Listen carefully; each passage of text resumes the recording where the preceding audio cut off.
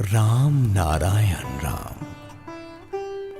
যার স্বাদে কে তুমি, কোথা থেকে এসেছো, আদি সুর কি, ভগবান কি, তুমি কেন এসেছো, কোথায় যাবে, কি তোমার উদ্দেশ্য, সব উত্তর বলে দেবে। সব উত্তর আছে সেই জিহ্বায়, যেটা জীব গ্রন্থে সপ্তসুর নামে অভিহিত।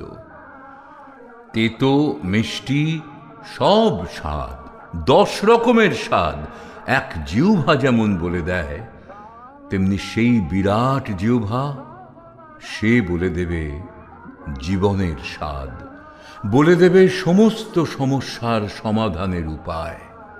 সপ্তসুরই বলে দেবে কোনটা কি। জীবগ্রন্থ হচ্ছে জাগ্রত গ্রন্থ। এর পাতায় পাতায় লেখা আছে সমস্ত সমস্যার সমাধানের কথা। এতে সব খাদ্য থাকলেও, ঘরে সব খাবার থাকলেও আমাদের বাড়ির খাবার ভালো লাগে না, বাইরে খেতে ভালো লাগে।